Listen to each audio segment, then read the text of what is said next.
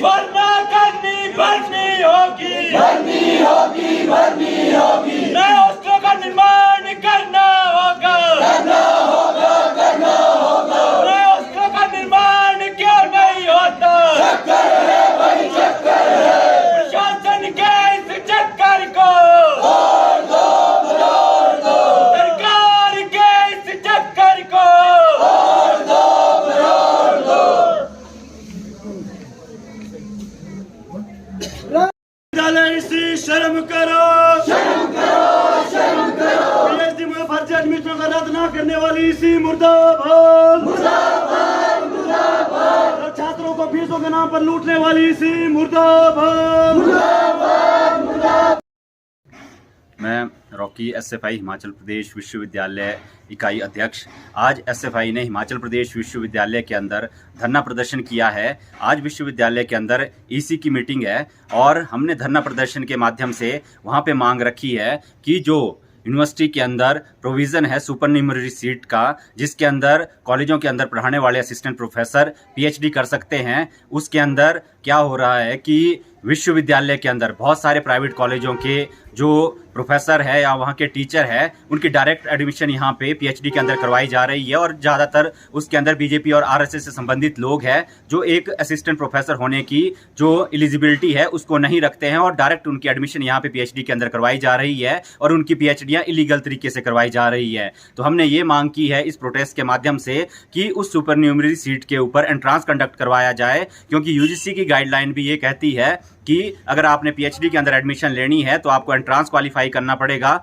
या आपको जेआरएफ उस सब्जेक्ट के अंदर करना पड़ेगा। दूसरा, पिछले साल के अंदर ईसी की मीटिंग के अंदर ये डिसीजन यूनिवर्सिटी अथॉरिटी ने लिया था कि जो यूनिवर्सिटी के वार्ड हैं, टीचिंग और नॉन टीचिंग स्टाफ के बच्चे हैं, उनके लिए सुपरन्यूमरी सीट क्रिएट की थी और उसमें डायरेक्ट पीएचडी के अंदर एडमिशन का प्रावधान किया था, जिसके अंदर ये कहा गया था, जो उस समय के हमारे वाइस चांसलर थे डॉक्टर सिकंदर कुमार और जो वर्तमान के अंदर बीजेपी के राज्यसभा के सांसद है, उन्होंने ये कहा था कि हमने अपने कर्मचारियों के बच्चों के लिए ये किया है, लेकिन जब उसके अंदर एडमिशन होती है तो वो उनके बेटे की एडमिशन होती है और पीएल शर्मा के बेटे की एडमिशन होती है, अरविंद भट्ट की बेटी की एडमिशन वहाँ पे होती है। सबसे पहले जो विश्वविद्यालय के सबसे गरीब कर्मचारी की बात जो वो करते थे, उनके बच्चों की एडमिशन जो है विश्वविद्यालय के वाइस चांसलर की एडमिशन वहाँ पे, विश्वविद्यालय के वाइस चांसलर के बच्चे की एडमिशन वहाँ पे होती है, जो साफ तौर पे दिखाता है कि उस समय के अंदर सिकंदर कुमार ने अपने बेटे की एडमिशन करवाने के लिए एक फ्रॉड तरीके से विश्वविद्यालय के अंदर जो है सुपरन्यूमरी सीट क्रिएट की और अपने बच्चे की एडमिशन वहाँ पे करवाई, क्योंकि वो बच्चा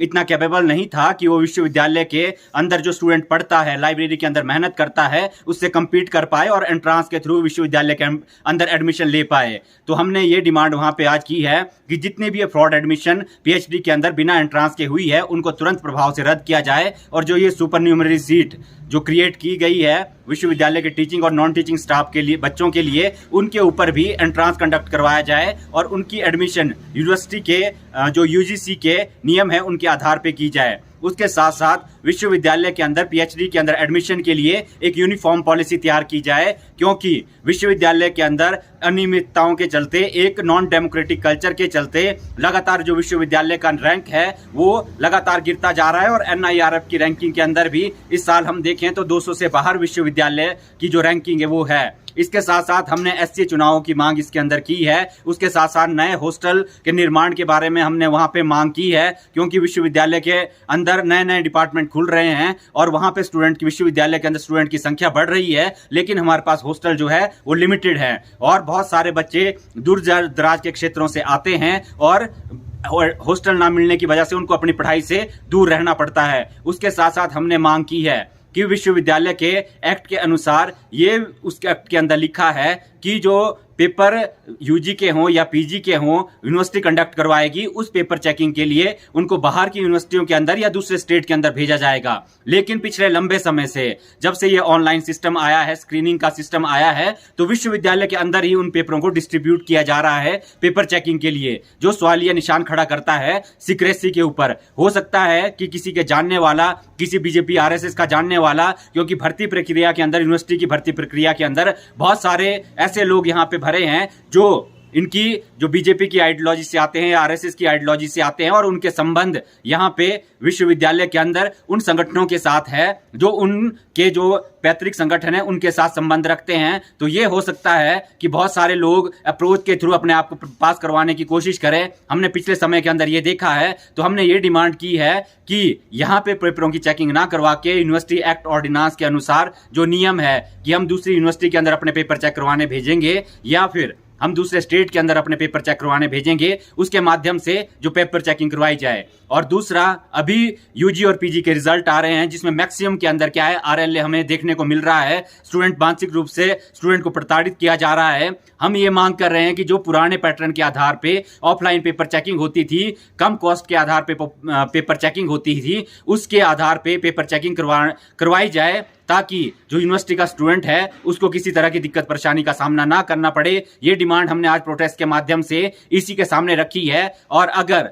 इन डिमांडों के ऊपर जो यूनिवर्सिटी की ईसी है वो काम नहीं करती है, कोई पॉजिटिव जो उनका रिस्पांस नहीं आता है, तो आने वाले समय के अंदर एसएफआई स्टूडेंट्स को लामबंद करते हुए विश्वविद्यालय प्रशासन और प्रदेश की सरकार के खिलाफ जो लगातार विश्वविद्यालय का भगवाकरण बढ़ रहा है, विश्वविद्यालय को आरएसएस का ऑफिस की तरह इस्तेमाल किया जा रहा है, विश्वविद्यालय को बीजेपी की ऑफिस की तरह इस्तेमाल किया जा रहा है, उसके खिलाफ एक उग्र आंदोलन इस कैंपस के अंदर खड़ा करेगी। इसी